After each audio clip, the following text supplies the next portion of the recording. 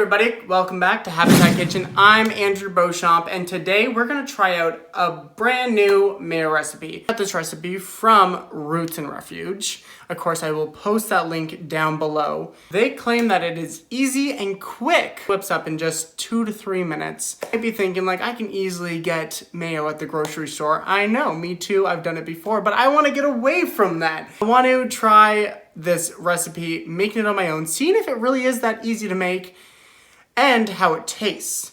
So come on guys, let's put this recipe to the test. Let's get started. The only thing you'll really need is a hand blender. You won't be able to use an actual blender for it because of the way we incorporate the oil in this recipe. But let's go right into the ingredients. So the first thing we're gonna add to our hand blender measuring cup, or if you want, you can even make it in the mason jar you're gonna store it in. Add 1 cup of light oil. I'm using light olive oil. You're not gonna wanna use any sort of strong flavored oil like a regular olive oil or a virgin olive oil, because then it's gonna turn it bitter and that's gonna be gross, and we don't want that. So 1 cup of the light olive oil, right in. Wait for it to drip out. We can take a moment.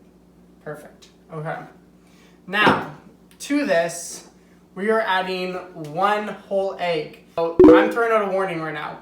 There is raw egg in this recipe, so make sure you're using fresh eggs. If you have a compromised immune system, if you're pregnant, it is not necessarily the best thing to be eating raw eggs. Just FYI, it's in here. Crack this first into my measuring cup.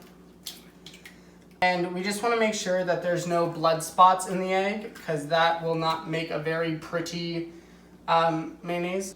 Right in with that 1 egg. And to this, we're going to add the seasoning to this, which is just 1 teaspoon of dried mustard. You can also use Dijon mustard at the same amount. So 1/2 teaspoon of just freshly squeezed lemon juice. Advise not to use any sort of canned product. It doesn't taste the best, but if that's what you have, it will work. And a generous pinch of salt.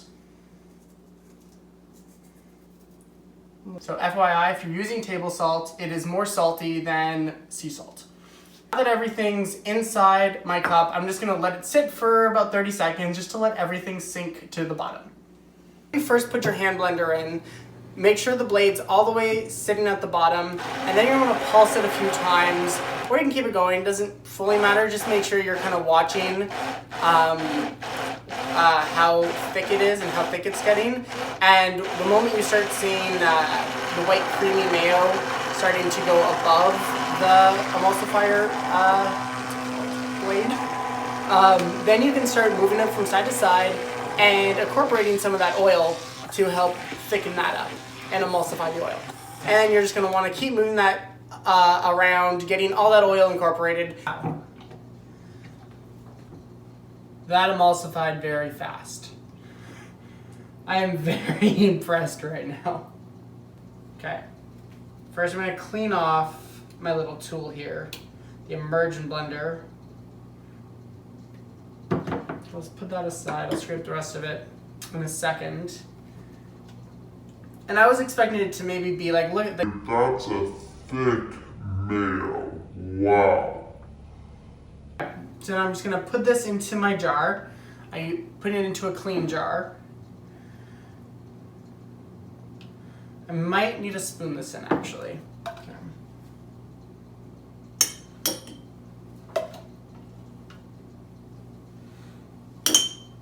So I have it all jarred up. That came together super fast. Okay, now we're going to give this a little bit of a taste. I'll taste it on its own, and then I'm going to make a sandwich out of it.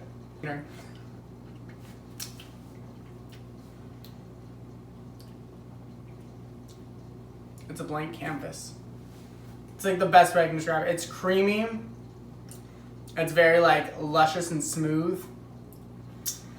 Like a little bit of the mustard, I would have thought the mustard would have been more pronounced, but it's not. It's actually very light. You could really turn this into whatever you want, which I'm very excited for. So, chipotle mayo, garlic mayo, herb and garlic. Just herbs. This is an amazing recipe. I think this is definitely going to be a go-to recipe for me from now on.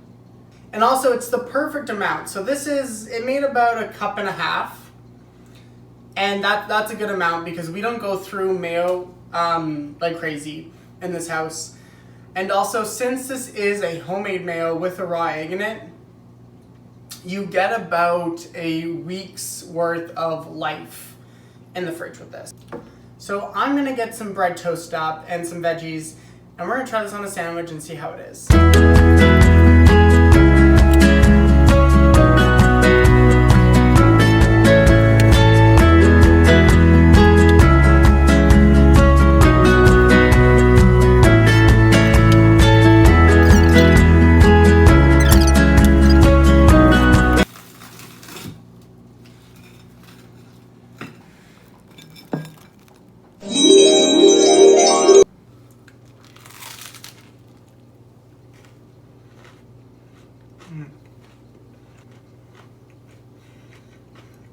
So that is an amazing mayo. This is gonna become a staple in my home. It is delicious, it is creamy, and the best thing about it is a blank canvas. It is not an overpowering mayo. It's such a light flavor that you can add whatever you want to it. It's great. I made a little noise there. Thank you guys for watching. Don't forget to like and subscribe. Follow us on Instagram. And as always, guys, stay hungry. Cheers.